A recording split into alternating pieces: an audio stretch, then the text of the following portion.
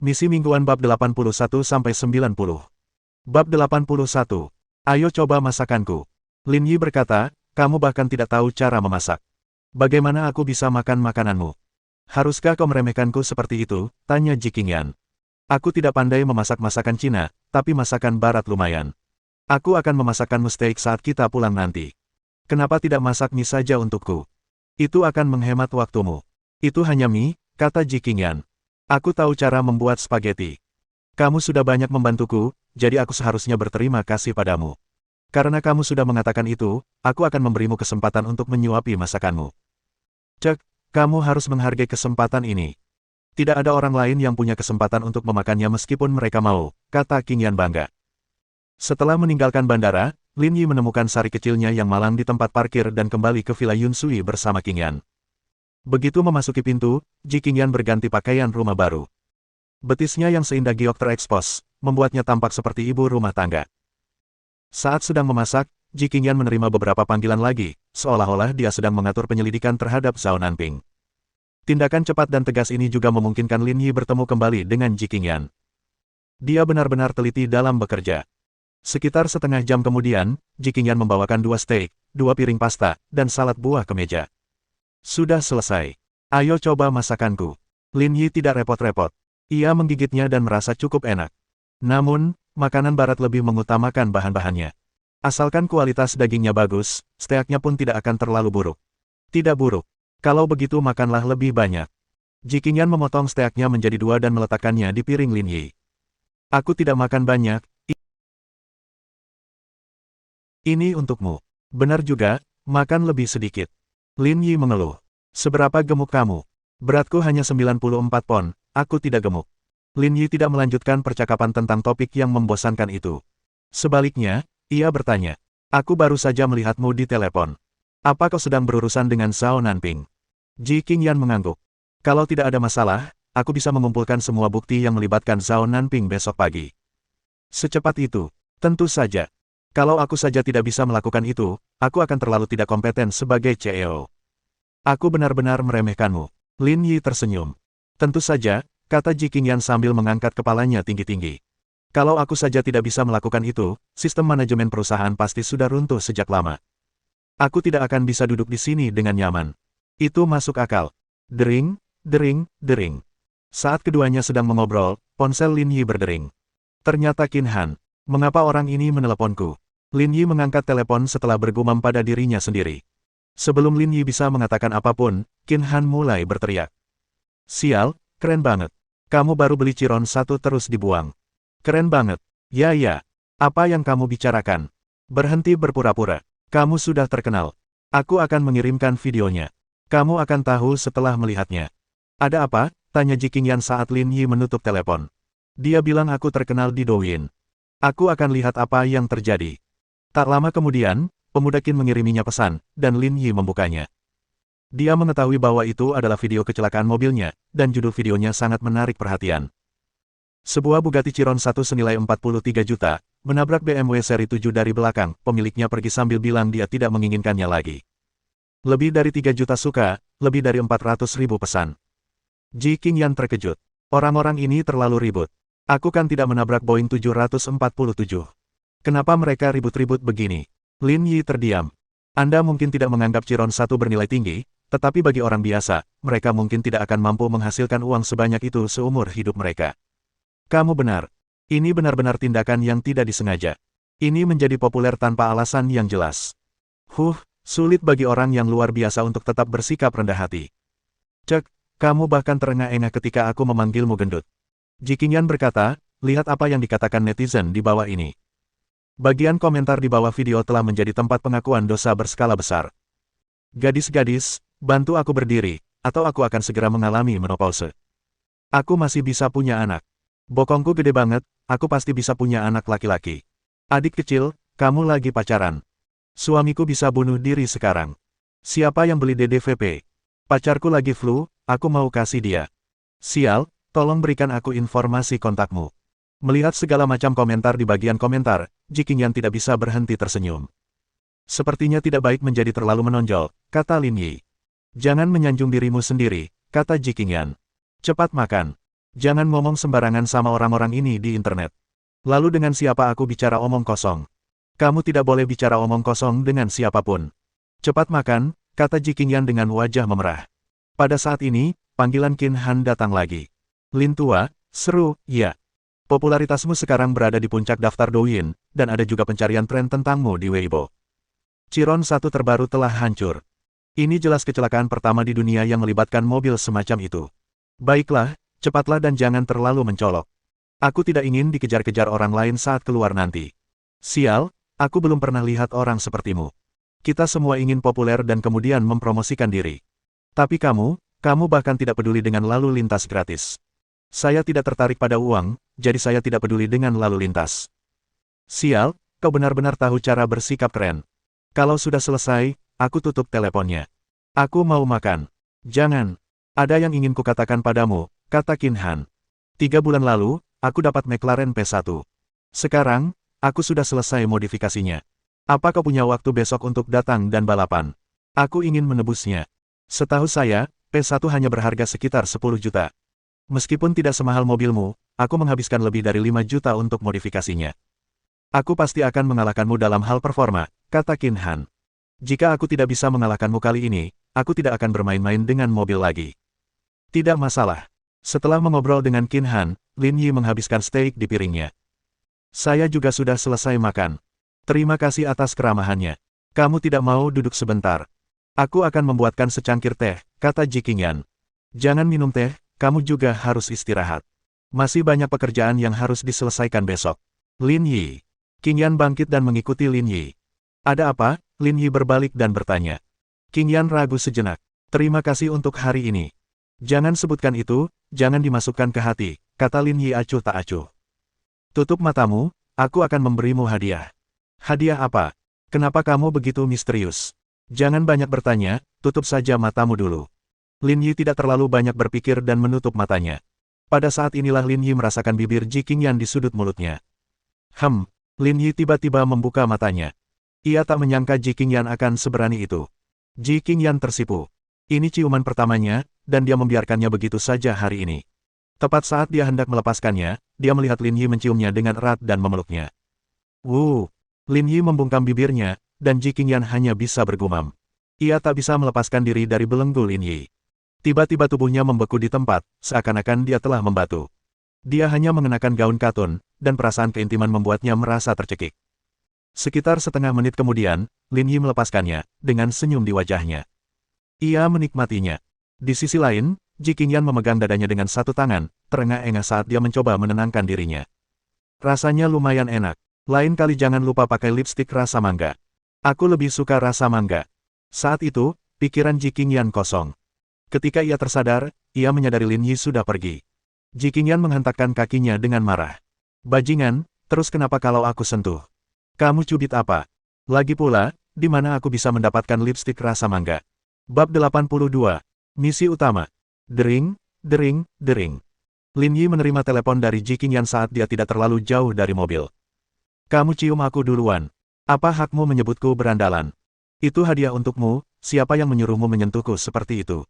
Berciuman itu membosankan sekali, kamu harus melakukannya terus-menerus. Memang seharusnya begitu. Cih, omong kosong sekali, kata Qingyan. Datanglah dan jemput aku di kantor besok. Tidak masalah, tunggu saja aku di rumah. Keesokan paginya, saat Lin Yi berkendara, dia mendapati Qingyan sudah siap. Gaun pensil putih dan kemeja biru membuatnya tampak seperti kakak perempuan. Mereka berdua mengerti apa yang terjadi malam sebelumnya, tetapi mereka tidak menceritakannya satu sama lain, malah berpura-pura tidak terjadi apa-apa. Jaga ponselmu, aku akan memesan, kata Ji Qingyan. Saya sedang menonton. Lin Yi mengendarai sarinya yang rusak ke kantor setelah pesanan diambil. Meskipun sari berada di ambang kehancuran, ia masih sangat nyaman dikendarai. Meskipun Zonda lebih mahal, ia tidak senyaman sari yang rusak ini. Itu lebih terkesan sok daripada nyaman.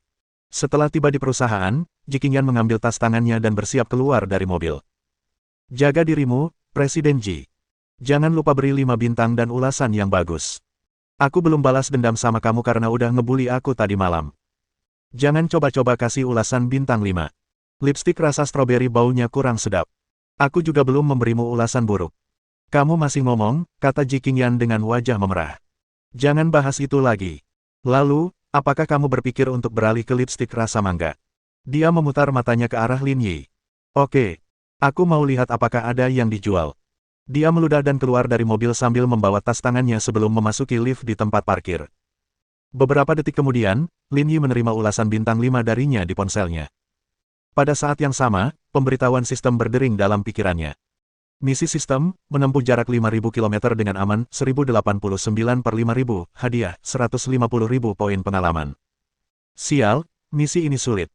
Melihat kemajuan misi, Lin Yi menyadari bahwa selama seminggu sebelumnya, ia telah berkendara hampir 1.100 km, dan masih harus menempuh 3.900 km lagi. Sesuai dengan kepribadiannya sebagai seorang penganut agama Buddha, dia memerlukan waktu setidaknya sebulan untuk menyelesaikan misi tersebut. Lin Yi memikirkannya. Ia bukan pengemudi berpengalaman yang ahli mengemudikan Didi. Kalau tidak, ia akan membutuhkan setidaknya setengah bulan untuk menyelesaikan misi, bahkan jika harus menerima perintah siang dan malam. Selain itu, mungkin ada kondisi tersembunyi lainnya. Kemungkinan besar tidak semua pesanan dapat dihitung sebagai bagian dari misi. Hanya pesanan yang menerima ulasan bintang 5 yang dapat dihitung sebagai bagian dari misi. Misinya sendiri tidak sulit sama sekali, tetapi membuang-buang waktu. Akan memakan waktu setidaknya setengah bulan. Jika memang demikian, misi tersebut dapat dikesampingkan untuk saat ini karena pekerjaan baru telah dimulai. Masih ada waktu untuk menyelesaikan misi setelah pekerjaan lama selesai didinginkan seminggu kemudian. Lin Yi mengusap dagunya. Dibandingkan dengan misi sebelumnya sama sekali tidak sulit. Namun, Lin Yi dapat memahaminya. Dia akan diberi hadiah 150.000 poin pengalaman. Dengan 150.000 poin pengalaman, penyelesaian pekerjaannya akan mencapai 100%, dan dia akan menerima hadiah utama. Hadiah akhirnya tentu akan lebih baik daripada hadiah lainnya, dan wajar saja jika kesulitannya meningkat. Memikirkan hal ini, Lin Yi merasa lega.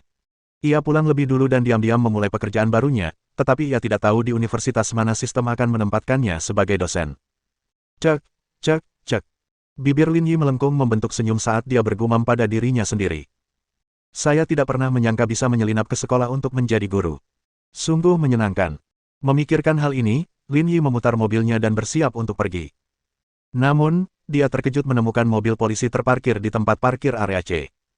Lin Yi sedikit mengernyit. Jika tidak ada yang terjadi, mobil polisi seharusnya sudah ada di sini untuk menangkap seseorang. Lagi pula, orang yang harus mereka tangkap di sini adalah Zhao Nanping. Dia mengangkat teleponnya dan menghubungi nomor Ji Qingyan. Aku melihat mobil polisi di tempat parkir. Seharusnya kamu yang menelepon, kan? Benar, dia rekan dari Departemen Kejahatan Keuangan. Dia ada di kantor saya sekarang. Setelah saya menjelaskan masalahnya, kita akan bergerak. Baiklah kalau begitu, aku tidak akan mengganggumu lagi. Aku akan membiarkanmu mengurus urusanmu dulu. Lin Yi langsung ke pokok permasalahan dan menutup telepon setelah memahami situasinya. Dia harus mengakui bahwa Nona Ji Qingyan kecil ini cukup tangguh. Zhao Nanping mungkin tidak menyangka Ji Qingyan akan bertindak secepat itu. Setelah memahami situasinya, Lin Yi bersiap untuk pergi. Namun, pada saat itu, ia mendengar bunyi derap sepatu hak tinggi. Dia melihat ke kaca spion dan melihat seorang wanita berlekuk berjalan dari belakang. Ia mengenakan setelan bisnis abu-abu, stoking berwarna kulit, dan sepatu hak tinggi. Penampilannya sangat menarik perhatian. Orang ini adalah mantan rekan kerja Lin Yi, Wang Ying. Pada saat yang sama, Wang Ying melihat si Ali di depannya dan mengenali mobil Lin Yi sekilas. Wajahnya berseri-seri, dan tanpa sadar dia mempercepat langkahnya. Lin Yi membuka sabuk pengamannya dan keluar dari mobil ketika dia melihat Wang Ying datang. Yi, kenapa kamu di sini? Saya meminta rekan dari departemen lain untuk memanggil mobil saya, jadi saya datang, kata Lin Yi.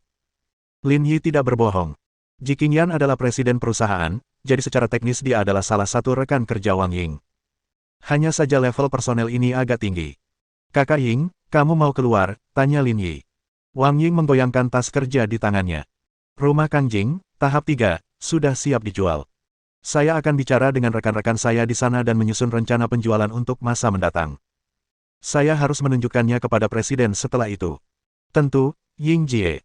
Seharusnya posisi ini untuk direktur penjualan, kan? Sepertinya kamu ditunjuk secara internal. Kapan surat pengangkatannya akan dikeluarkan? Tanya Lin Yi. Wang Ying tersenyum malu setelah mendengar apa yang dikatakan Lin Yi. Jangan menertawakanku, oke. Berkatmu aku bisa sampai di posisiku sekarang. Kalau bukan karena hubunganmu dengan presiden, aku tidak akan dipromosikan ke posisi ini. Surat pengangkatannya akan segera datang, tapi aku tidak tahu persisnya kapan. Tidak masalah. Ini hanya masalah waktu. Itu benar. Wang Ying menatap Lin Yi. Kapan kamu ada waktu? Aku akan mentraktirmu makan. Karena kamu sudah banyak membantuku secara diam-diam, kamu harus memberiku kesempatan untuk berterima kasih. Aku punya lebih banyak waktu beberapa hari ini. Saudari Ying pasti akan mendapat kesempatan. Lin Yi tersenyum.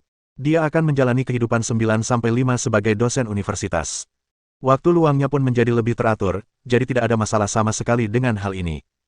Wang Ying sedikit mengernyit. Tidak dalam beberapa hari ke depan.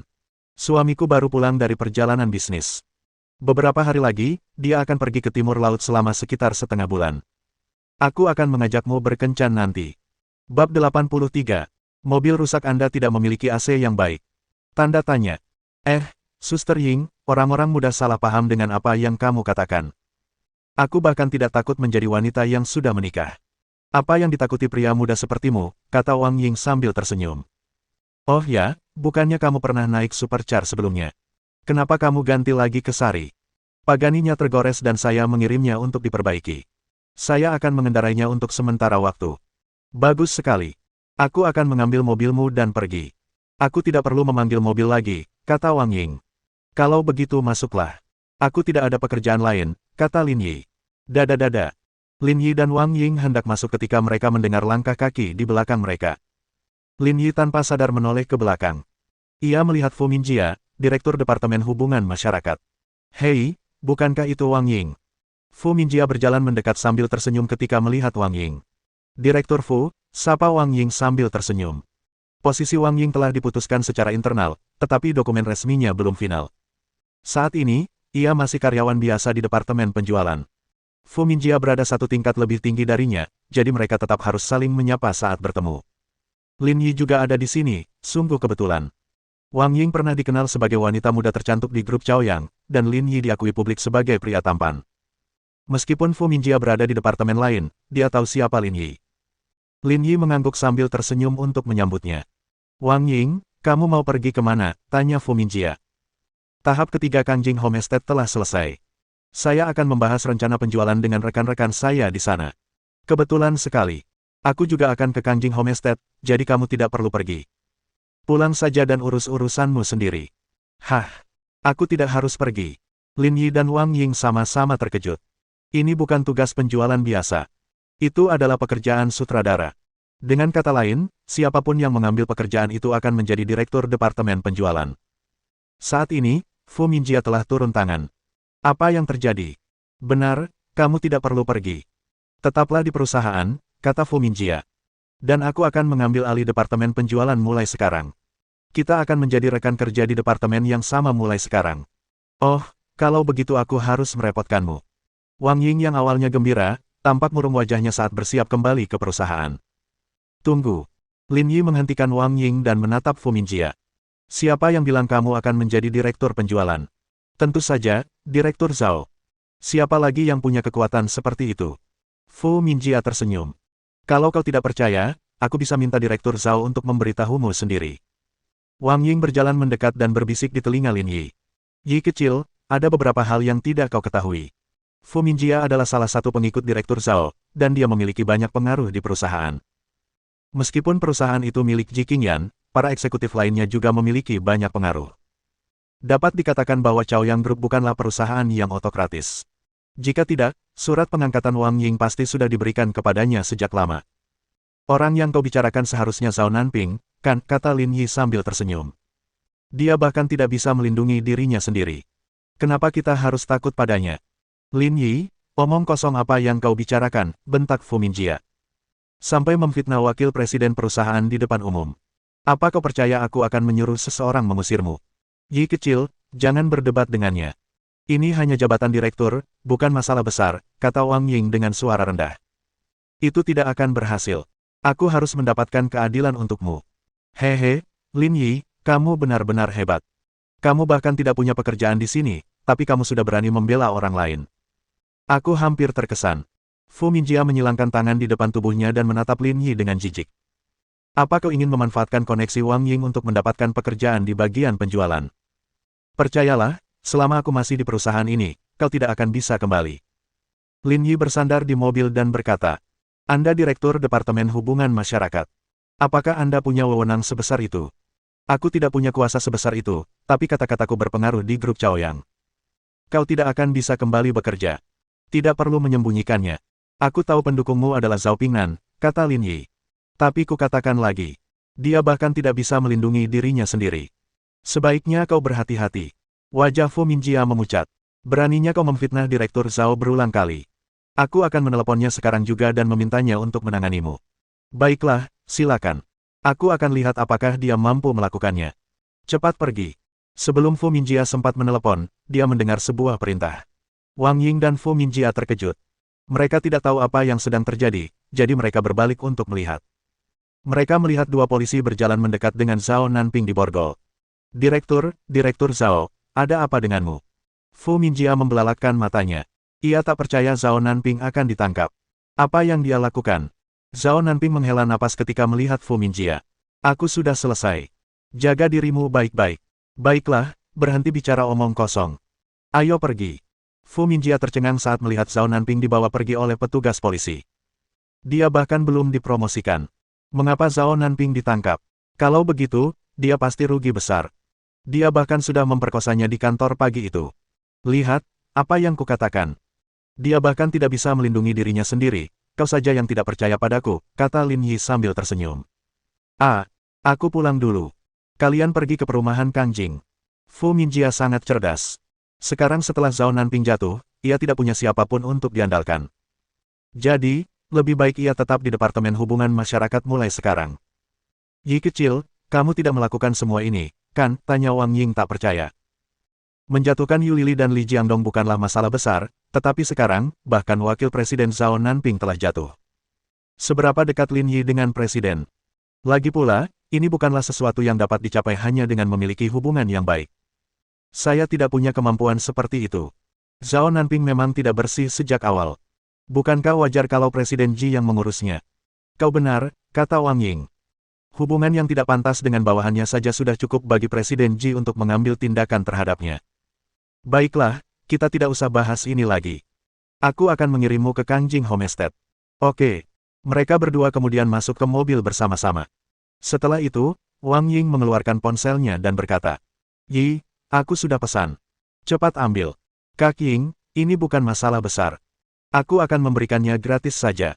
Itu beda. Kalau aku terus-terusan ngasih tumpangan gratis, kamu nggak akan bisa menikmati hidup, kamu cuma akan bantu orang miskin. Baiklah kalau begitu, aku akan melakukan apa yang kau katakan. Lin Yi tidak terlalu memikirkannya. Satu transaksi lagi dan dia akan selangkah lebih dekat ke hadiah utama. Dering, dering, dering. Ponsel Lin Yi berdering tepat saat ia keluar dari tempat parkir. Nomornya tidak dikenal.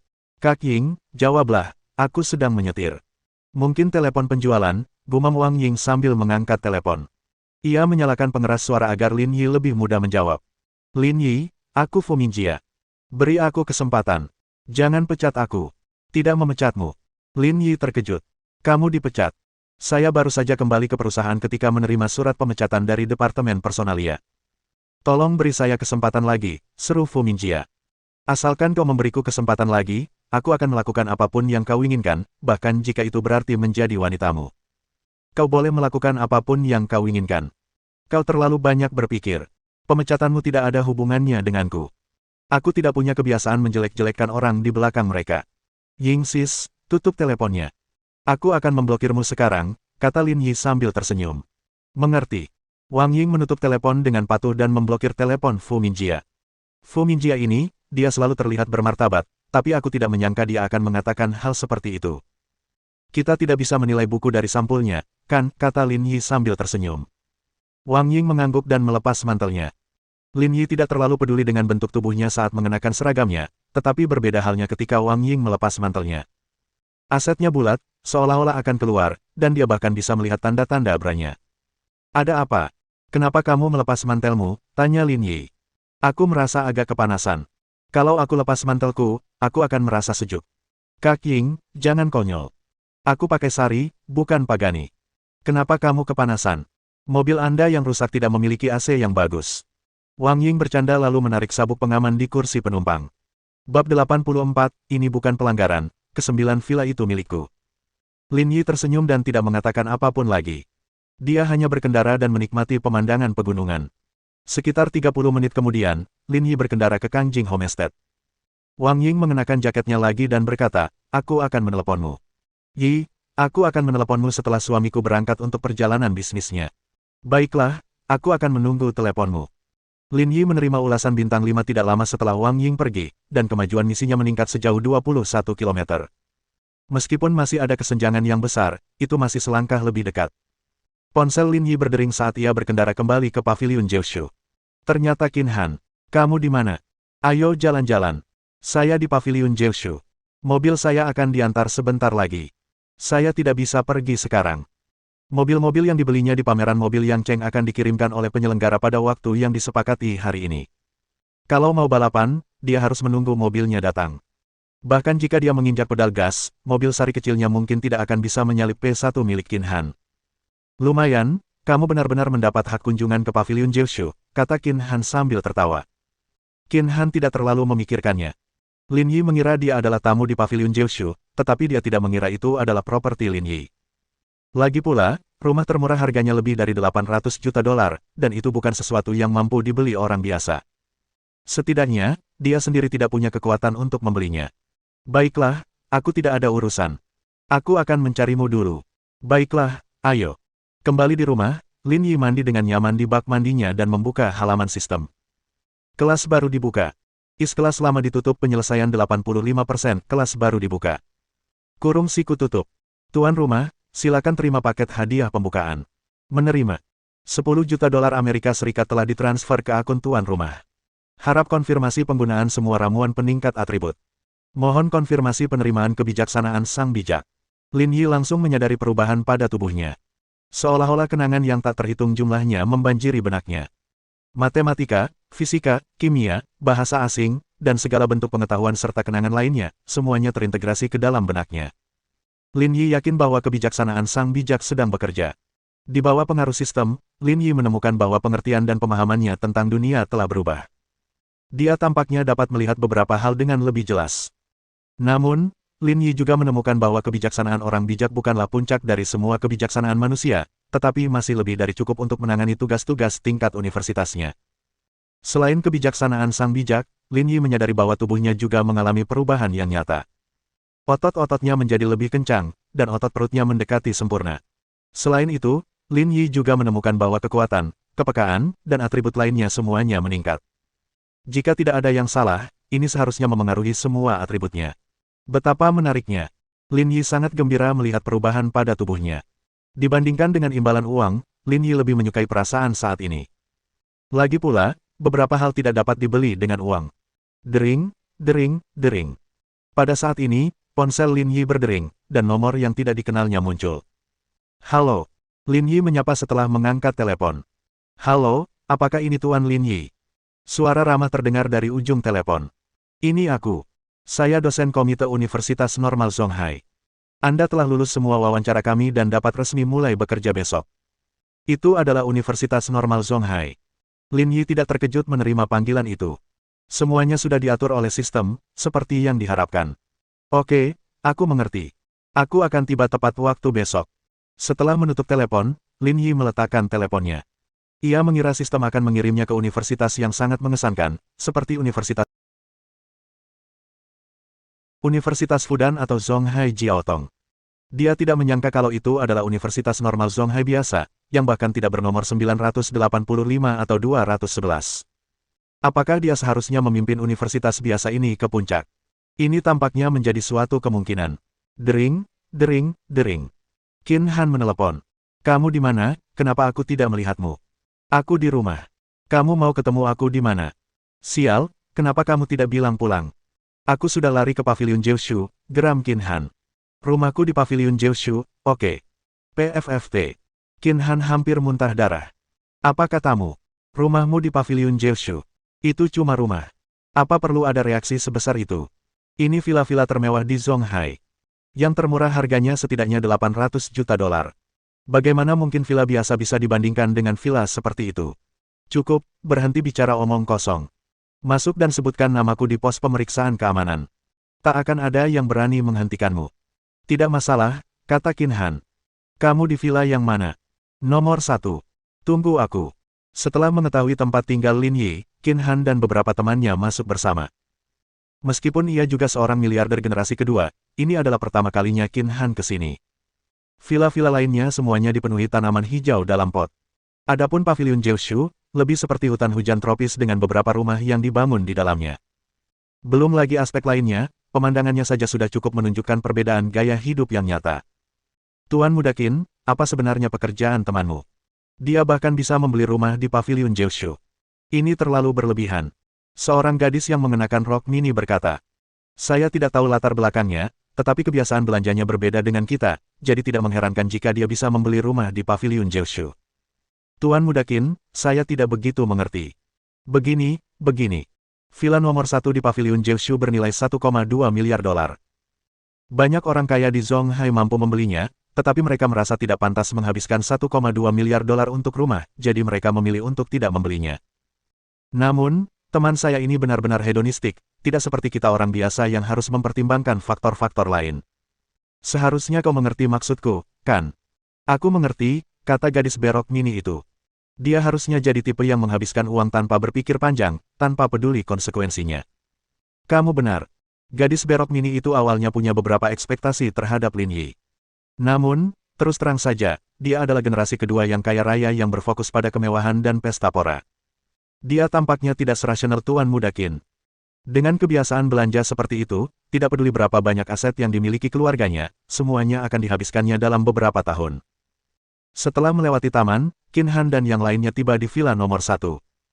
Mereka mendapati Lin Yi berdiri di pintu. Kalian terlalu lambat, kata Lin Yi. Ya Tuhan, perutnya terlalu indah. Tubuh bagian bawah Lin Yi terbungkus handuk, dan perut serta sabuk atlasnya terekspos. Kedua gadis dalam kelompok itu tercengang. Masalahnya, tempat ini terlalu besar. Menemukan villa nomor 1 itu sulit. Sebenarnya, kamu bisa pergi ke villa mana saja. Diam, Bung. Kalau aku masuk ke villa lain, aku pasti sudah masuk tanpa izin. Tidak apa-apa. Kesembilan villa itu milikku. Itu tidak dianggap pembobolan. Bab 85. Mengapa Anda perlu mempertimbangkan rasio harga kinerja? Sial, apa katamu? Kesembilan villa itu milikmu semua. Qin Han tidak lagi tenang. Dia tahu Lin Yi kaya, tapi dia tidak tahu sama sekali kalau Lin Yi sekaya itu. Itu benar.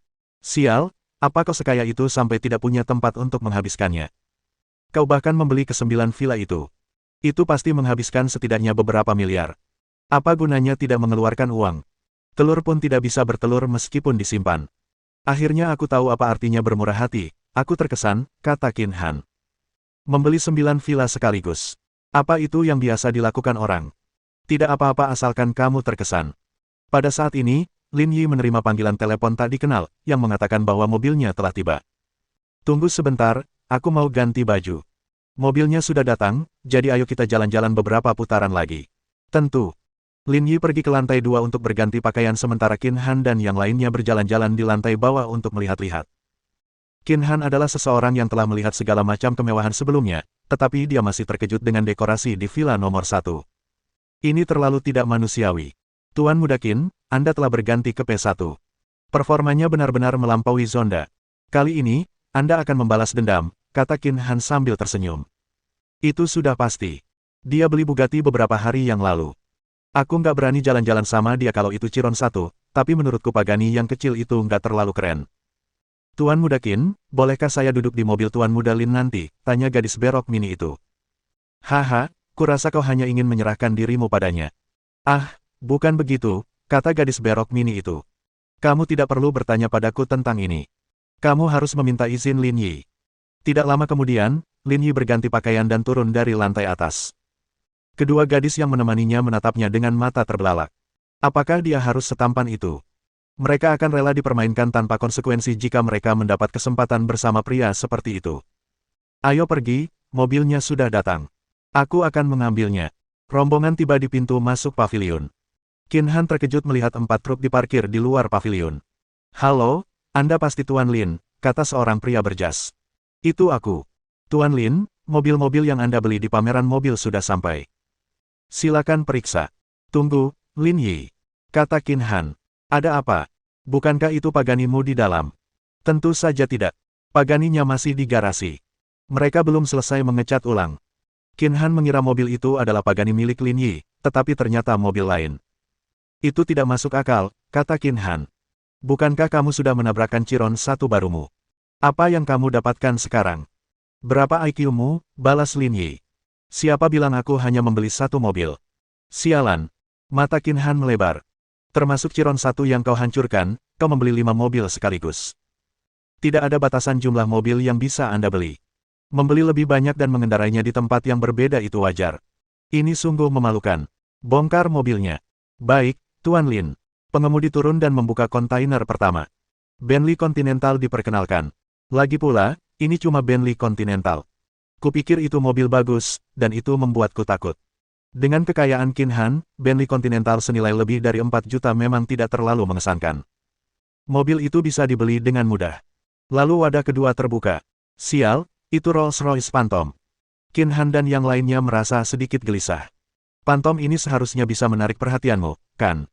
Tidak apa-apa, kata Qin Han acuh tak acuh. Nilainya cuma 9 juta lebih sedikit. Mobil yang harganya lebih dari 9 juta sudah dianggap mobil bagus di mata Qin Han. Sampai pada titik dia hanya bisa membelinya setelah memikirkannya. Kedengarannya seperti kau sedang meremehkan Phantomku. Aku benar-benar tidak terlalu memikirkannya, kata Qin Han. Meskipun mobil ini lumayan, masih ada sedikit kekurangan dibandingkan P1-ku. Sehebat apapun kemampuanmu, kau takkan bisa mengalahkanku. Jangan khawatir, santai saja. Lin Yi tersenyum. Masih ada 2 mobil yang belum dibongkar. Qin Han mengangkat bahu. Memangnya kenapa kalau belum dibongkar? Chiron 1-mu sudah hancur, dan 2 mobil lainnya bukan tandinganku. Di mata Qin Han, mobil terbaik Lin Yi adalah Chiron 1. Mobil lainnya jelas tidak sebagus Chiron 1. Di depan P1, mereka semua setingkat dengan adik laki-laki. Lin Yi tersenyum dan menatap pengemudi. Bongkar semuanya. Oke.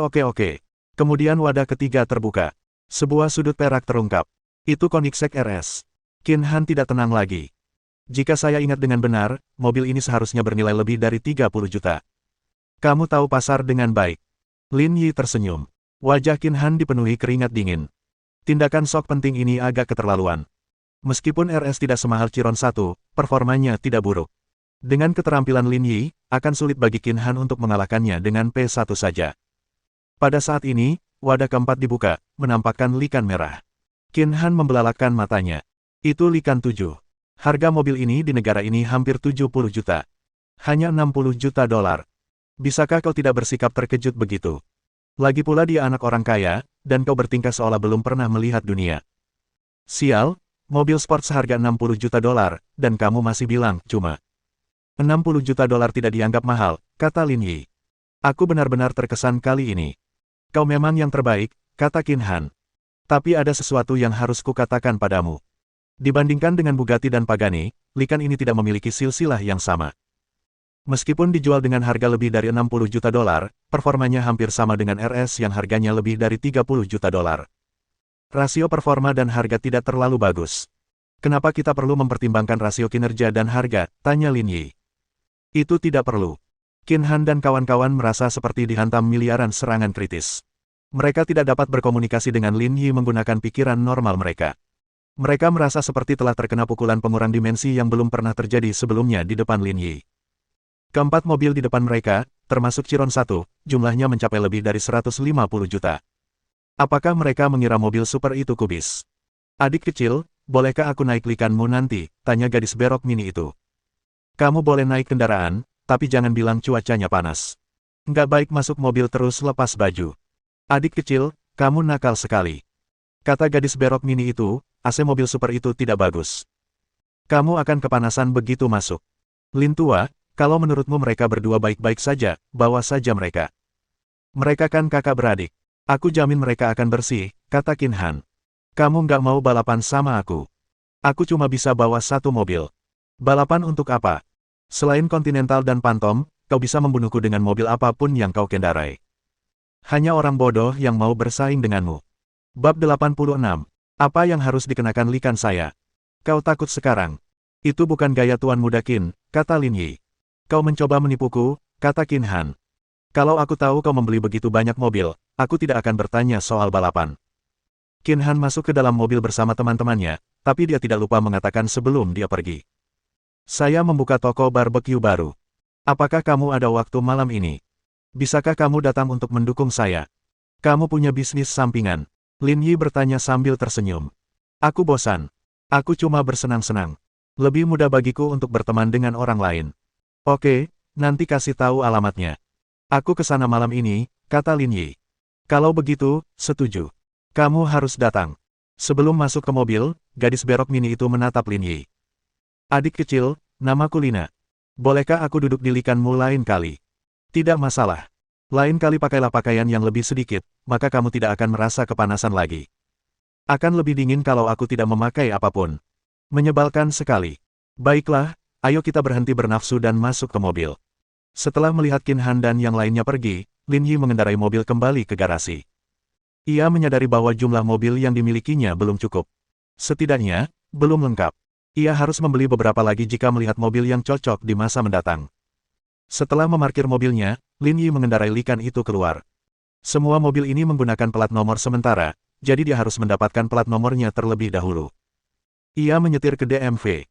Tidak banyak orang di dalam, dan hanya ada 3 orang di depannya.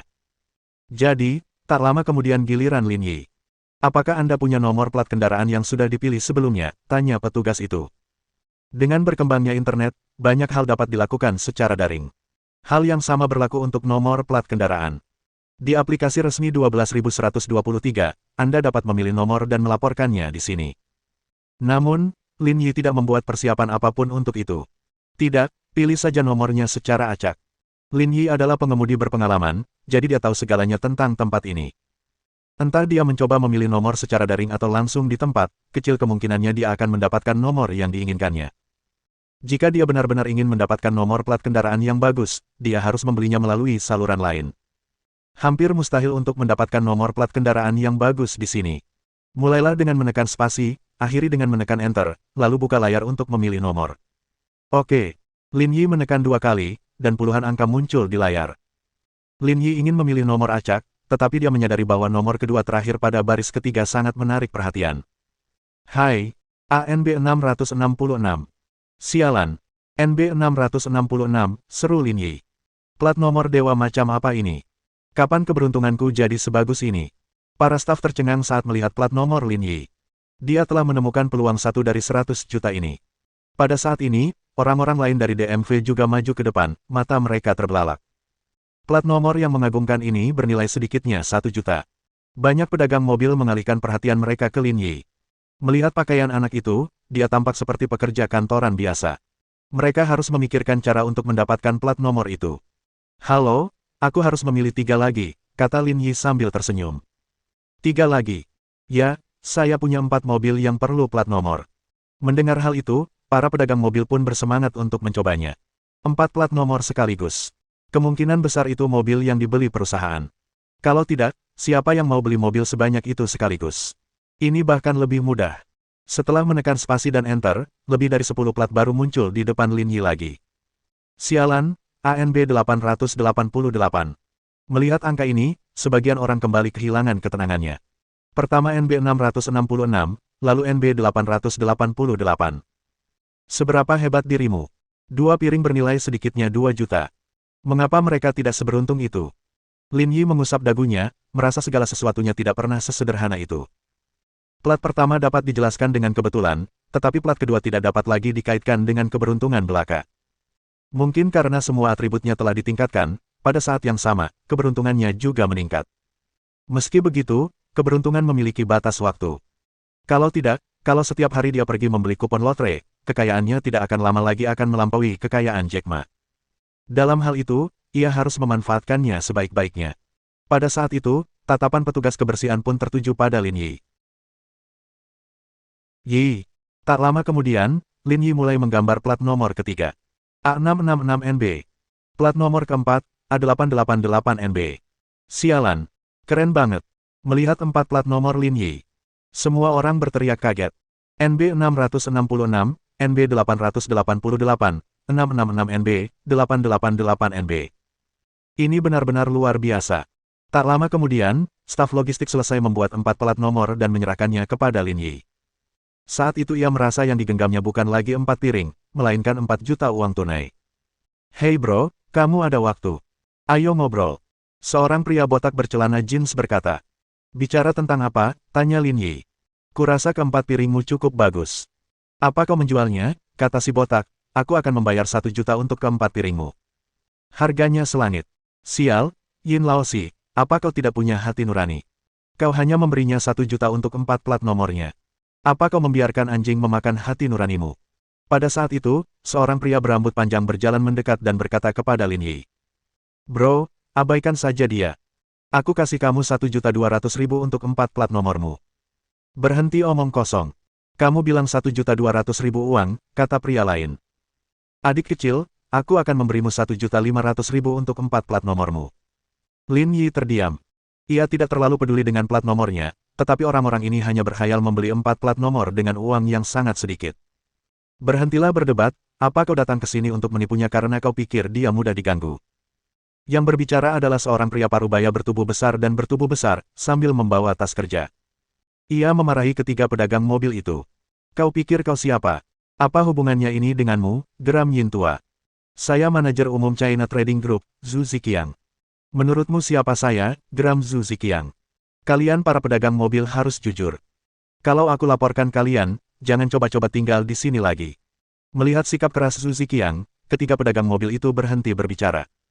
Bisnis mereka memang tidak terlalu bersih, dan mereka tidak bisa terlalu mencolok. Adik kecil, orang-orang ini semua penjual mobil.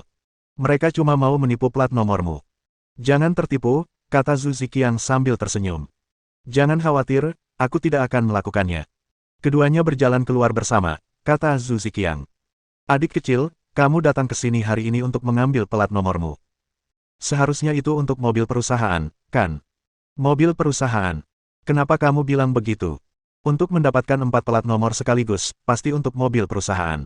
Bukankah itu sudah jelas? Kalau tidak, siapa yang bisa membeli begitu banyak mobil sekaligus untuk keperluan mereka sendiri, kata Zhu Ziqiang sambil tersenyum. Kak, aku punya ide bisnis yang bisa bikin kamu kaya raya. Kamu mau nggak? Bisnis apa? Ini cuma plat nomor perusahaan. Kamu diam-diam mentransfernya kepadaku, lalu aku akan bertanggung jawab untuk memberimu 4 plat nomor biasa agar kamu bisa kembali dan melaporkannya kepada atasanmu, kata Zhu Ziqiang. Tapi jangan khawatir, aku tidak akan menipumu soal harga. Aku akan membayar 2 juta untuk 4 piring ini. Harganya akan sangat wajar. Si gendut sialan itu terlalu kaya. Dia benar-benar membayar 2 juta untuk 4 piring itu, kata Yin Laosi. Sialan, kata pria berambut panjang itu. Lihat anak itu. Dia bodoh sekali. Dia mudah tertipu. Sayang sekali. Lin Yi tersenyum ketika mendengar harga yang dijamin sebesar 2 juta dolar. Kamu mungkin salah paham. Keempat plat nomor ini bukan untuk perusahaan, tapi untukku. Untuk keperluanmu sendiri. Zhu Ziqiang berhenti sejenak. Mungkinkah keluarga adikku berkecimpung dalam bisnis transportasi mobil? Kamu tidak perlu khawatir tentang itu. Adik kecil, meskipun kamu pakai sendiri, nggak masalah. Tapi coba pikir, skutermu nggak akan berguna meskipun plat nomornya bagus. Apa maksudmu? Apa mobilmu masih berguna meskipun plat nomornya bagus? Tentu saja, kata Zhu Ziqiang, lihat Land Rover di sana. Itu mobilku. Harganya lebih dari 1,6 juta dolar. Nah, yang kurang cuma plat nomornya yang bagus. Seperti kata pepatah, baja yang bagus digunakan di ujung pisau. Kalau kamu naik skuter tapi plat nomornya bagus, polisi lalu lintas pasti akan curiga kamu pakai plat nomor ilegal dan akan memeriksamu setiap hari. Lebih baik kamu jual saja ke saya. 2 juta dolar sudah cukup mahal. Orang lain tidak mungkin menawar dengan harga segitu. Kalau plat nomor Land Rovermu bagus sekali, plat nomor likanku yang seperti apa yang cocok? Pada saat ini, pintu gunting likan terbuka saat Lin Yi berbicara, seolah menyambut tuannya. Bab 87. Ini restoran Tuan Muda Qin. Apa katamu? Likan itu milikmu. Zhu Ziqiang tercengang. Itu adalah mobil sport super yang harganya lebih dari 60 juta. Dia bisa membeli lusinan Land Rover dengan uang itu. Tindakan sok penting hari ini gagal. Maaf mengganggumu, adik kecil. Zhu Ziqiang pergi dengan lesu. Ia bahkan tak berani menatap Lin Yi setelah kejadian itu. Itu terlalu memalukan. Lin Yi menempelkan plat nomor NB666 di mobil dan pergi dengan 3 plat lainnya di tangan. Kemudian, Qin Han mengirim Lin Yi sebuah lokasi dan mengiriminya pesan suara. Lin tua, aku sudah mengirimimu alamatnya. Baiklah, aku akan ke sana sebentar lagi. Lin Yi menyalakan GPS dan melaju ke toko barbecue Qin Han setengah jam kemudian. Biasanya, Toko barbeque bukanlah tempat mewah. Namun, karena pemiliknya adalah Qin Han, situasinya berbeda. Dia membangunnya dengan tampilan seperti restoran berbintang 3 Michelin. Restoran barbeque itu sangat besar, dan terbagi menjadi 3 lantai. Dari dekorasi luarnya, sepertinya restoran itu sudah termasuk dalam jajaran restoran Zonghai. Tempat parkir di pintu masuk dipenuhi dengan segala jenis mobil. Ada jutaan mobil bagus dan puluhan ribu mobil pribadi, yang menunjukkan campuran pelanggan. Dari sudut pandang Lin Yi, ini dapat dimengerti. Biasanya kalau ada restoran yang buka, pasti ada diskon besar-besaran. Kadang-kadang diskonnya bisa sampai 50%, jadi wajar saja kalau pelanggannya banyak. Kenyataannya, Lin Yi hanya setengah benar. Alasan lain mengapa restoran barbeque itu begitu populer adalah karena ketenaran Qin Han di Zonghai. Wajar saja jika restoran milik Tuan Muda Qin sangatlah menyenangkan. Tepat saat Lin Yi hendak masuk, dia melihat pasangan parubaya dan 3 orang muda keluar dari mobil di depan. Lin Yi awalnya tidak terlalu memikirkannya. Ia mengira mereka hanya pelanggan, tetapi ia tidak menyangka wanita di depannya ternyata adalah Gu Jingsu. Gu Jingsu mengenakan gaun yang agak anggun, tampak sangat berbudi luhur. Dari ekspresi dan gerakannya, tampaknya pasangan parubaya itu adalah orang tuanya. "Paman, Bibi, ayo kita ke sini," kata seorang pria berpakaian kasual. "Kiao kecil, terima kasih atas kerja kerasmu. Kami datang ke Zonghai, dan kamu sendiri yang menerima kami." "Maaf merepotkanmu," kata wanita parubaya itu. "Sama-sama, Bibi. Ini yang harus saya lakukan. Jingsu, setelah kita pergi, kamu harus berterima kasih pada Kiao kecil. Kita di sini cuma mau lihat-lihat, tapi malah merepotkanmu," kata ayah Jingsu. "Baiklah, ayo masuk dulu," kata Jingsu acuh tak acuh. Mendengar percakapan mereka, Lin Yi menebak hubungan mereka. Pasangan parubaya itu memang orang tua Jingsu. Pria berpakaian kasual itu kemungkinan besar adalah pelamarnya. Pria lainnya mungkin adalah saudara laki-laki Gu Jingsu. Seperti dugaan Lin Yi, pria itu bernama Qiao Zihao. Ayahnya adalah kepala biro pendidikan, jadi ia menjadi direktur sekolah Gu Jingsu meskipun usianya baru 20-an. Anak laki-laki lainnya adalah saudara laki-laki Gu Jingsu, Gu Jingwu. Mereka pergi ke Zonghai bersama. "Kakak ipar, toko ini didekorasi terlalu mewah. Omong kosong apa yang kau bicarakan? Dia kolegaku, bukan kakak iparmu." Gu Jingsu merasa seperti akan mati karena kesal. Orang tuanya datang ke sini untuk melihat-lihat, tapi dia malah mengetahuinya. Dengan begitu, dia merusak pesta keluarga yang meriah. "Kak, jangan malu. Kakak ipar datang menjemput kita sendiri. Bukankah ini menjelaskan masalahnya?" kata Gu Jingwu. "Maksudnya itu apa?" "Jingsu," kata Qiao Zihao, "jangan khawatirkan detailnya. Paman, Bibi, dan Jingwu ada di sini hari ini. Lagi pula, reuni adalah hal terpenting." "Baiklah, ayo masuk dulu," kata Hu Jingsu dengan enggan. "Kakak ipar, hotel terbesar di daerah kita tidak sebesar restoran barbeque ini," kata Gu Jingwu dengan iri. "Begini, ini bukan toko barbeque biasa. Toko ini dikelola oleh Qin Han yang terkenal." "Qin Han? Bukankah dia generasi kedua terkaya di Zonghai?" tanya Gu Jingwu. "Aku sering melihat berita tentangnya di internet." "Benar sekali, itu dia." "Ya Tuhan, kalau begitu pasti mahal sekali untuk datang ke sini untuk makan." "Tidak buruk. Sebenarnya, aku punya sedikit hubungan dengan Tuan Muda Qin. Itu hanya makan. Dia mungkin tidak akan meminta bayaran." Qiao Zihao memang pernah bertemu Qin Han beberapa kali, tetapi kedekatan mereka tidak sampai membuatnya bisa mengklaim makan gratis. Ia sendiri tahu itu. Namun, Qiao Zihao tidak peduli. Ketika saatnya tiba, ia hanya akan mengatakan bahwa ia telah memberikan uang itu secara sukarela. Yang lain tidak akan menyadarinya. Dengan cara ini, dia masih bisa meningkatkan statusnya, jadi mengapa tidak melakukannya saja? "Ya ampun, kakak ipar, kamu hebat sekali, iya. Kamu benar-benar kenal Tuan Muda Qin."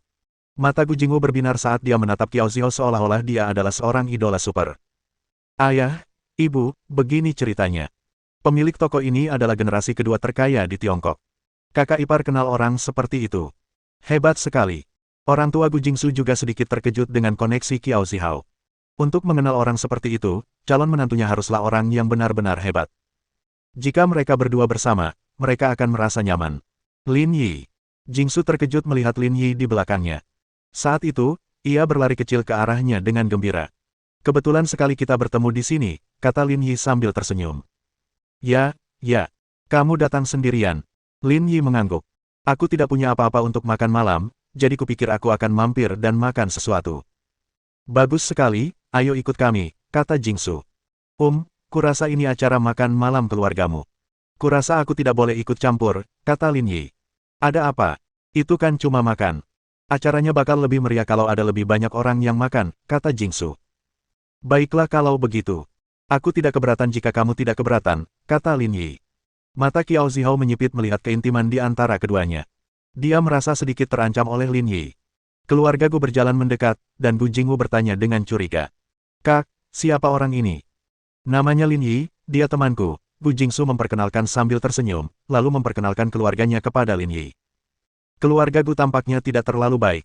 Jingsu dan Qiao sudah hampir menikah, jadi mengapa ada pria di sini? Apa yang terjadi? Bagaimana jika Qiao salah paham? Kak, hari ini jamuan keluarga kita. Nggak baik Kak mengundang orang luar. Jingwu berkata dengan wajah datar, tidak memiliki kesan yang baik terhadap Lin Yi. Jelaslah bahwa anak ini memiliki hubungan dekat dengan saudara perempuannya. Dia harus membantu saudara iparnya menyingkirkan orang ini. Apa maksudmu dengan orang luar? Gu Jingsu berkata, Lin Yi banyak membantuku sebelumnya. Dia bukan orang luar.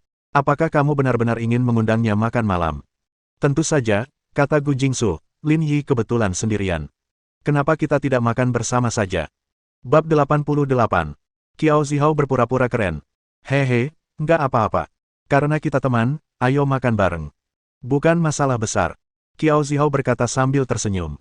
Karena Xiao Qiao berkata begitu, ayo kita ajak dia, kata Gu Jiangwo, ayah Gu Jingsu. Gu Jingwu berdiri di samping dan berbisik. Kakak ipar, kenapa kau mengajaknya?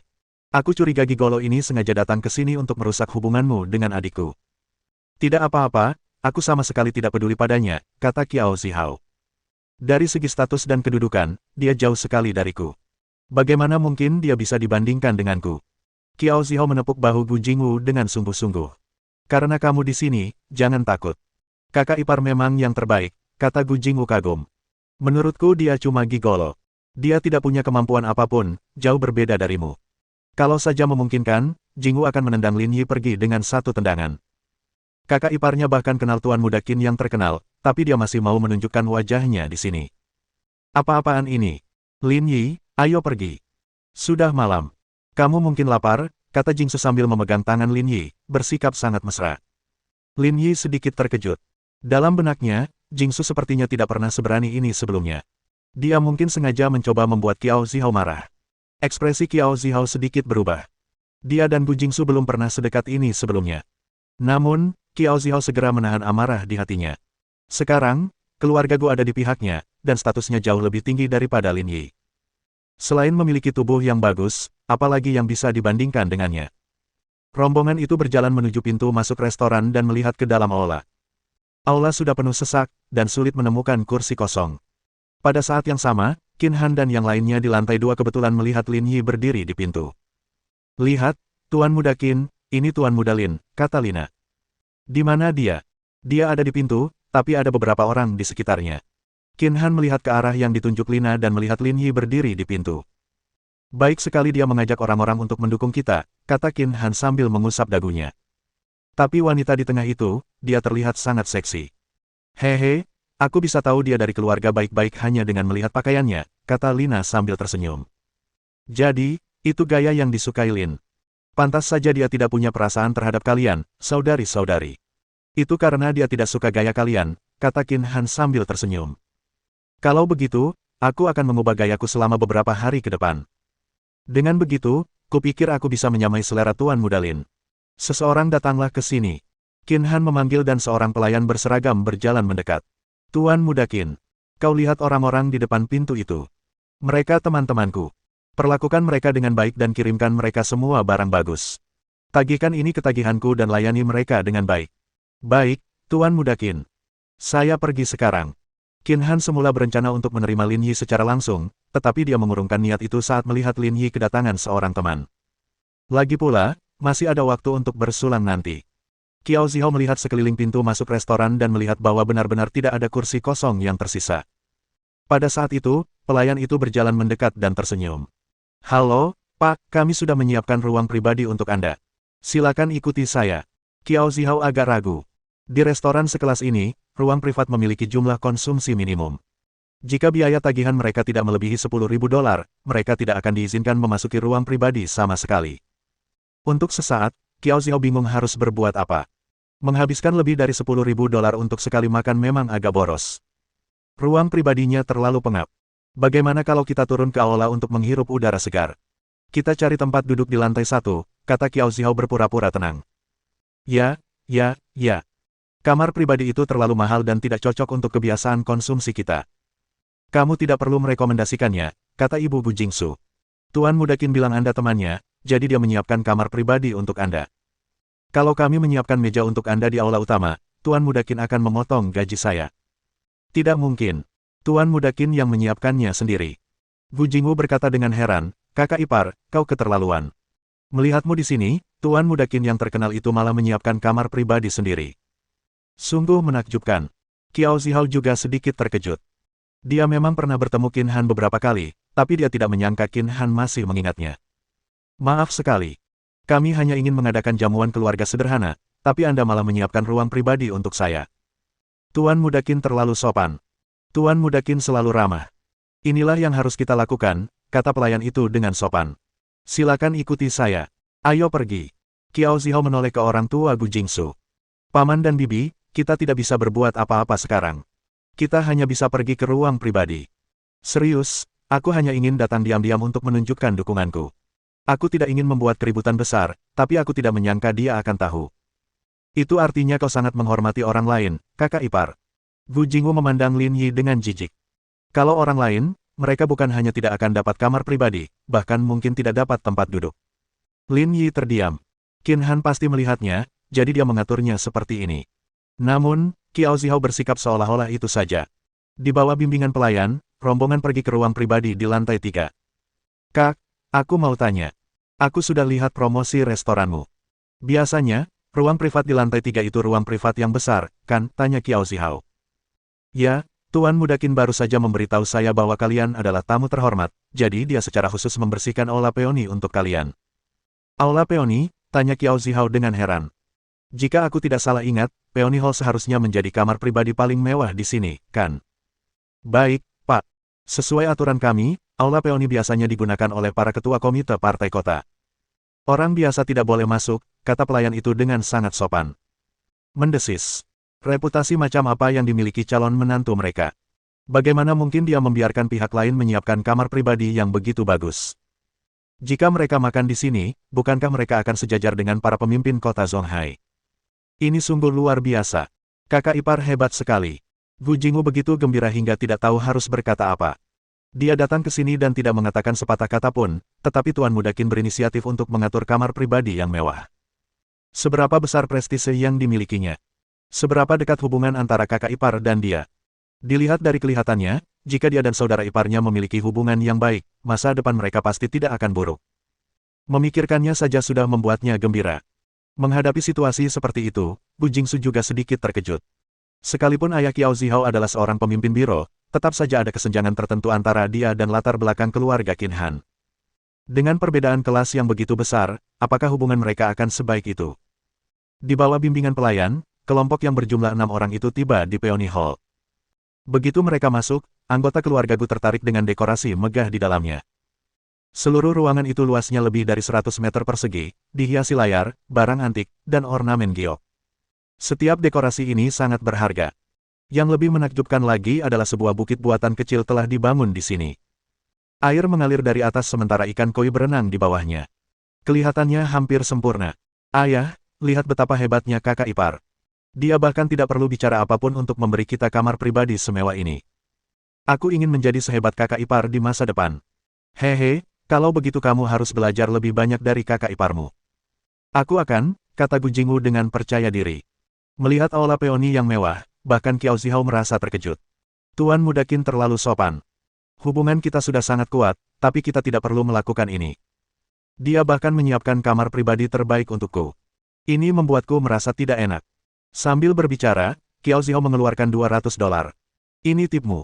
Tuan, Anda terlalu sopan. Anda teman baik Tuan Muda Qin. Saya tidak tahan. Tidak apa-apa jika aku memintamu mengambilnya, kata Qiao Zihao. Terima kasih, bos. Melihat Qiao Zihao menyerahkan uang tip dengan tenang, Bu Jingwu diam-diam memberi isyarat. Dia mendapati bahwa tidak peduli seberapa keras dia berusaha, dia tidak setampan saudara iparnya, jadi dia harus berusaha keras untuk belajar darinya. Dia sungguh tampan. Bab 89. Tuan Muda Qin akan datang untuk mengusulkan bersulang. Beberapa di antara mereka duduk saat Qiao Zihao memesan beberapa hidangan dan meletakkan semuanya di atas meja. Kakak ipar, kamu sopan sekali. Kamu benar-benar memesan banyak hidangan enak. Aku belum pernah makan yang seperti daging sapi Jepang atau steak filet mignon sebelumnya, kata Gu Jingwu. Hari ini, Paman dan Bibi datang. Apapun yang terjadi, kita harus pesan makanan enak. Hidangan biasa tidak bisa disajikan di meja ini. Kalau begitu, saya akan berterima kasih atas keramah tamahanmu, kakak ipar. Sama-sama. Kamu memanggilku kakak ipar. Memang seharusnya begitu, kata Qiao Zihao sambil tersenyum. Saat berbicara, Qiao Zihao melirik Lin Yi dan tidak dapat menahan diri untuk menatapnya dengan jijik. Haha, lihat dirimu sendiri. Kamu masih mau bersaing denganku. Apakah Anda punya kekuatan untuk melakukannya? Lin Yi, coba ini. Lihat apakah cocok untukmu. Gu Jingsu mengambil sepotong daging sapi Jepang dan menaruhnya di piring Lin Yi. Gu Jingsu mengetahui identitas Lin Yi. Di mata orang biasa, daging sapi dan daging sapi Jepang adalah makanan enak, tetapi dengan identitas Lin Yi, dia mungkin sudah muak dengannya. Saya tidak pilih-pilih makanan, apapun boleh. Kalau begitu, coba steak filet mignon ini. Kelihatannya segar sekali, kata Gu Jingsu. Oh ya, kamu harus memakannya dengan sayuran, kalau tidak, kamu akan bosan. Keluarga Gu memandang Gu Jingsu yang terus-menerus menaruh makanan di piring Lin Yi. Ekspresi mereka agak canggung. Putri mereka ini sungguh sesuatu yang istimewa. Xiao Qiao masih di sini. Kenapa dia begitu hangat pada orang luar? Jingsu, jangan selalu memikirkan temanmu. Biarkan dia makan sendiri. Beri Xiao Qiao daging, kata ibu Gu Jingsu. Dia tidak punya tangan. Dia bisa melakukannya sendiri. Apa yang kamu bicarakan, kata Gu Jiangwo dengan tidak senang. Paman, jangan marah. Ini hanya masalah kecil, kata Qiao Zihao sambil tersenyum. Zihao, Jingsu sudah dimanja sejak kecil. Kamu harus lebih sabar menghadapinya di masa depan. Paman, jangan khawatir. Serahkan Jingsu padaku. Aku tidak marah. Lihat itu, Zihao paham betul gambaran besarnya, puji Jiangwo. Anak-anak dari keluarga kaya memang berbeda. Mereka jauh lebih berpengalaman daripada kita. Lin Yi tak kuasa menahan tawa. Tingkah laku seperti ini seperti diselingkuhi, tapi ia masih bisa menahannya. Ia pria sejati. Tepat sekali. Kalau kakak ipar tidak begitu baik hati, dia tidak akan berteman baik dengan Tuan Muda Qin, kata Jingwu. Itu masuk akal. Kamu harus belajar darinya. Ya, aku pasti akan belajar dari kakak ipar. Melihat aksi mesra Lin Yi dan Jingsu, keluarga Gu mendesah dalam hati. Kalau saja mereka tahu anak ini tidak bijaksana, mereka tidak akan mengizinkannya ikut bersama mereka. Restoran berkelas tinggi seperti itu bukanlah tempat untuk dia datangi untuk makan. Jingsu datang ke sini untuk bekerja. Awalnya, aku agak khawatir, tapi sekarang karena kamu sudah mengurusnya, aku tidak memikirkannya lagi, kata Gu Jiangwo. Ayah bisa menenangkan hati ayah yang gelisah. Dengan koneksi keluarga kakak iparku, karir adikku di masa depan pasti akan lancar. Dia bahkan mungkin bisa masuk ke biro pendidikan, kata Gu Jingwu sambil menyantap steaknya. Sebagai perbandingan, ada seseorang yang jauh lebih lemah. Dia tidak selevel dengan kakak iparku. Ngomong-ngomong, saya ingin sekali bertanya, Pak Lin, Anda tampak hebat. Boleh saya tahu di mana Anda bekerja? Lin Yi mengangkat kepalanya. Ia tidak menyangka Qiao Zihao akan mengalihkan topik pembicaraan kepadanya. Saya bekerja di sebuah universitas. Universitas. Semua orang sedikit terkejut, terutama Gu Jingsu. Bukankah Lin Yi bos Hotel Peninsula? Mengapa dia masih bekerja di universitas? Mungkinkah dia tidak punya kegiatan lain yang lebih baik? Apakah dia akan mengejar karir resmi di masa depan? Karir Lin Yi membuat keluarga Gu sangat menghormatinya. Bagaimanapun, profesi guru masih sangat dihormati. Qiao Zihao menatap Lin Yi dan bertanya dengan ringan. Bolehkah saya tahu di universitas mana Tuan Lin bekerja? Apa sebenarnya pekerjaan Anda? Sekretaris. Mata pelajaran apa yang dia ajarkan? Keluarga Gu tercengang. Mereka tidak tahu untuk apa posisi ini. Paman dan Bibi, kalian salah paham, kata Qiao Zihao. Meskipun kedengarannya sangat berkelas, sejujurnya, itu hanyalah pekerjaan yang mengharuskan Anda berkeliling melakukan tugas. Begitu ya. Sepertinya juga bukan pekerjaan yang bagus, kata Gu Jiangwo. Dibandingkan dengan jabatan direkturmu, itu tidak ada apa-apanya. Benar juga. Pekerjaan macam apa itu mengurus tugas, kata Zihao sambil tersenyum. Lin Yi, keluargaku masih punya beberapa koneksi di biro pendidikan. Apa perlu aku meminta pimpinan sekolah untuk mempromosikanmu? Tidak perlu. Jiangwo sedikit mengernyit. Seberapa sulitkah bertahan hidup di masyarakat saat ini? Jika ia tidak menghargai kesempatan baik ini, perkembangannya di masa depan mungkin akan sangat terbatas. Dia bisa saja mengabaikannya hari ini, tetapi dia harus membicarakannya dengan Jingsu sekembalinya.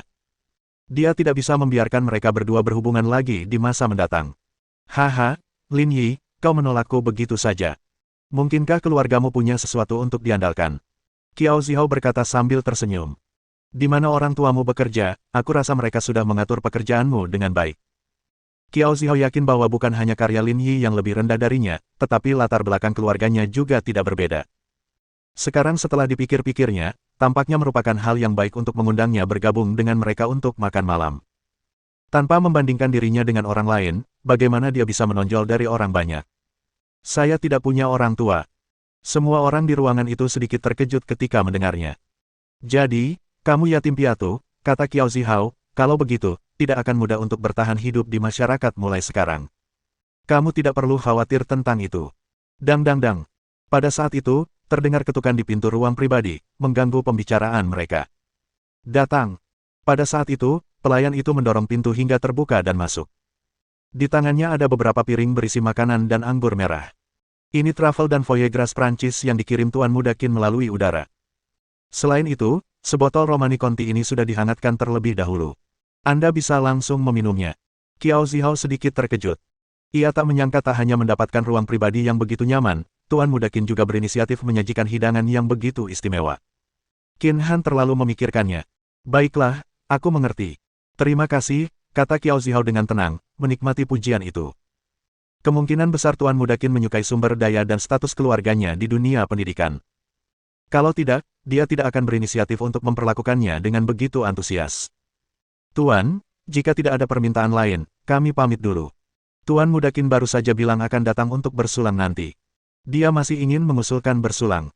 Qiao Zihao sedikit pusing. Tuan Muda Qin yang terkenal itu benar-benar ingin bersulang untuknya. Bukankah ini sedikit terlalu menarik? Oke. Aku mengerti. Kalian pergi dulu. Kakak ipar, kau sungguh mengesankan. Kau baru saja datang untuk makan, tapi Tuan Muda Qin masih ingin bersulang secara pribadi. Ini bukan perlakuan yang bisa diterima orang biasa. Setelah pelayan itu pergi, Gu Jingwu berkata dengan nada iri. Lagi pula, anggur merah seperti Romani Conti sepertinya tidak murah. Harganya setidaknya puluhan ribu dolar per botol. Tidak apa-apa, tidak apa-apa. Qiao Zihao tertawa dan berkata, aku malu dengan masalah ini. Kita semua berada di pihak yang sama, jadi tidak perlu formalitas. Kakak ipar, hubunganmu dengan Tuan Muda Qin terlalu dekat. Sepertinya aku masih harus bekerja keras untuk maju. Kalau tidak, dengan kemampuanku saat ini, bahkan jika aku bertemu Tuan Muda Qin, aku mungkin tidak akan bisa menatap matanya. Jangan meremehkan dirimu sendiri.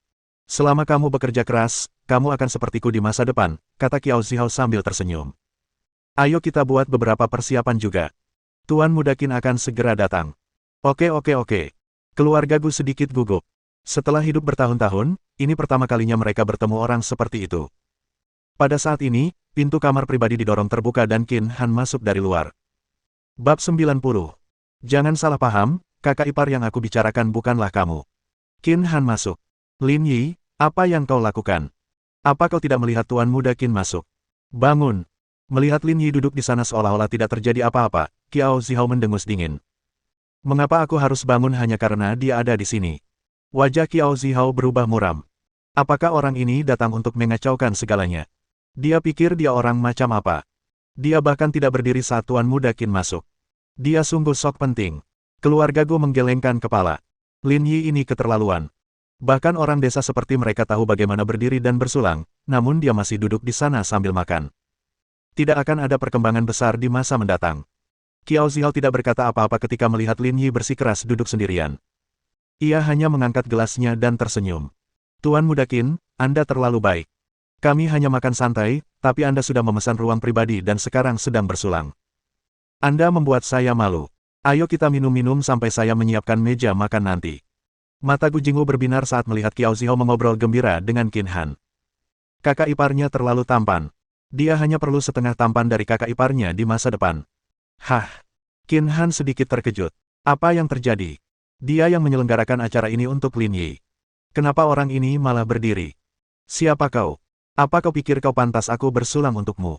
Hah? Qiao Zihao tercengang. Qin, Tuan Muda Qin, apa yang kau bicarakan? Bukankah kau di sini untuk bersulam untukku? Siapa kau? Tanya Qin Han. Aku melakukan semua ini demi Lin Yi. Kenapa kau tidak pergi dan melihat dirimu sendiri? Lagi pula, aku bahkan tidak mengenalmu. Kenapa aku harus bersulang? Kepala semua orang berdengung saat mereka menatap Lin Yi dengan tidak percaya. Ternyata mereka salah. Reputasi Qiao Zihao tidak sebesar itu. Pada saat ini, mereka semua menatap Lin Yi. Bukankah dia hanya seorang administrator SMA? Lagi pula, dia yatim piatu tanpa kekuasaan atau pengaruh. Bagaimana mungkin dia punya reputasi sebesar itu? Ayo, ayo, isi gelasmu, aku akan minum untukmu. Qin Han tersenyum. Pak Lin, banyak pemimpin kota datang hari ini. Jangan dendam padaku karena terlambat. Jangan khawatir. Aku tidak terlalu rewel.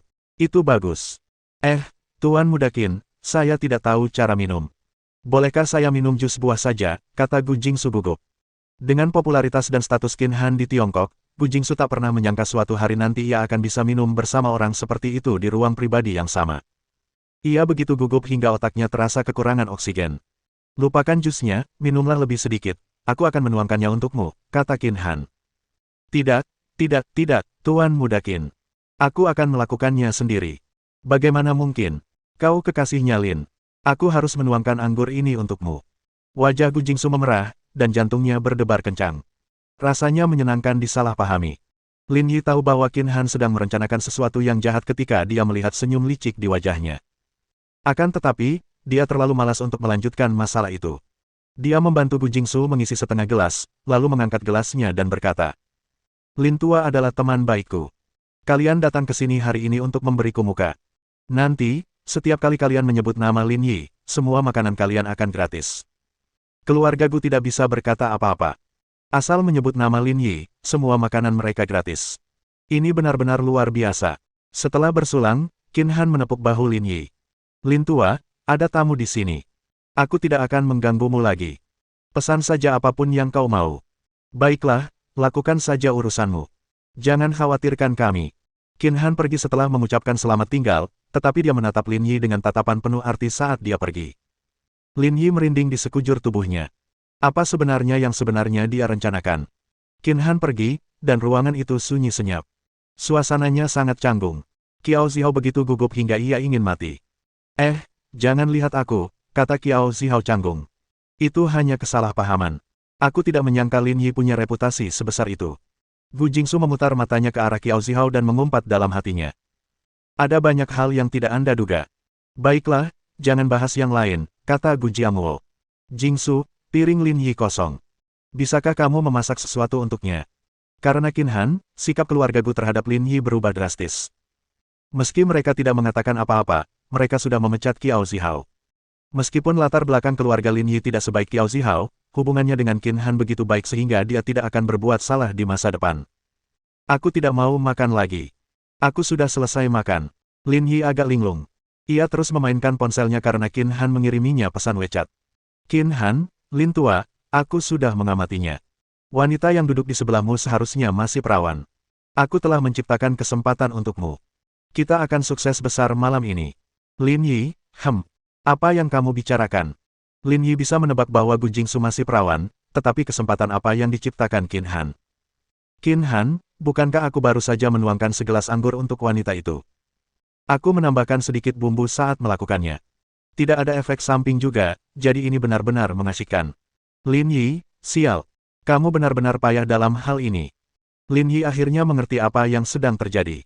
Pantas saja ia ingin menuangkan segelas anggur untuk Gu Jingsu. Itu karena ia memang menantikan hal ini. Baiklah, karena Lin Yi tidak makan, ayo pergi, kata Qiao Zihao. Dia tidak ingin tinggal di sini semenit pun setelah apa yang telah terjadi. Itu sungguh canggung. Baiklah, kita hampir selesai makan, kata Jiangwo. Paman dan bibi tidak akan pergi malam ini, kan? Tanya Lin Yi. Aku akan menyiapkan tempat untuk mereka menginap. Lin Yi juga terburu-buru pergi karena wajah Jingsu memerah. Ada yang tidak beres. Apa sih yang bajingan Qin Han taruh di sana? Bagaimana cara kerjanya dengan baik? Lin Yi, aku tidak akan merepotkanmu. Aku akan mengatur semuanya untuk paman dan bibi, kata Qiao Zihao. Dia telah kehilangan begitu banyak muka hari ini. Jika dia tidak menemukan cara untuk memulihkan martabatnya, maka dia tidak akan punya kesempatan di hadapan Jingsu. Dia harus menyiapkan tempatnya sendiri. Direktur Qiao, biarkan Lin Yi yang mengaturnya, kata Jingsu. Jelaslah bahwa Jingsu tidak ingin berhubungan apapun dengan Qiao Zihao lagi. Itu cuma tempat menginap. Siapapun yang mengurusnya, tidak masalah. Lagi pula, aku tahu hotel yang lumayan bagus. Mungkinkah hotel yang kamu pikirkan adalah Hotel Peninsula? Tanya Lin Yi. Hotel Peninsula. Gu Jingwu terkejut. Setahu saya, Peninsula Hotel adalah hotel bintang 5 super. Bahkan ada peringkat di Zonghai. Benar sekali, aku sedang membicarakan Hotel Peninsula, kata Lin Yi sambil tersenyum. Mana mungkin, hotel sebagus itu. Aku bisa membanggakannya kalau aku pulang nanti. Gu Jingwu begitu gembira hingga tak mengerti apa yang sedang terjadi. Ayah, ibu, ayo kita ke Hotel Peninsula. Ya, ayo kita ke Hotel Peninsula, lanjut Qiao Zihao. Sebenarnya, pikiran pertamaku adalah ke Hotel Peninsula. Kita berdua ingin pergi bersama. Qiao Zihao merasakan hatinya berdarah ketika mengatakan itu. Dengan status mereka ingin mencari hotel bintang 3 untuk menginap, tetapi Lin Yi ingin membangun Hotel Peninsula bintang 5. Kalau mereka tidak mengatakannya, mereka benar-benar akan kalah kelas. Dengan ukuran Hotel Peninsula, 3 kamar akan menelan biaya sedikitnya $7.000. Untungnya dia anggota, jadi seharusnya lebih murah. Jika tidak, dia akan kehilangan lebih banyak lagi. Lin Yi tersenyum. Qiao Zihao ini benar-benar hebat. Kenapa dia harus berpura-pura kaya? Baiklah kalau begitu. Kami baru di sini, jadi kami akan mendengarkan rencanamu, kata Gu Jiangwo sambil tersenyum. Setelah meninggalkan toko barbeque, Qiao Zihao memimpin jalan. Paman, Bibi, masuk ke mobil, aku akan mengantar kalian. Direktur Qiao, sudah malam. Sebaiknya kau kembali. Aku tidak akan merepotkanmu, kata Jingsu. Ya. Naik saja mobil kakak ipar, kata Jingwu. Jingsu, lihat Wu kecil, dia bilang mau naik mobilku, biar aku yang nyetir. Tunggu, jangan salah paham. Aku tidak sedang membicarakanmu, aku sedang membicarakan Lin Yi. Jangan menyanjung dirimu sendiri. Mohon dukungan dari omom ante-ante sekalian, buat subscribe atau sharekan novel Mimin ke Facebook kalian, agar channel Mimin bisa terus berkembang. Dengan begitu, Mimin bisa lebih semangat untuk up novel seru lain ke depannya. Buat teman-teman yang sudah subscribe dan sharekan novel Mimin, Mimin ucapkan terima kasih sebanyak-banyaknya.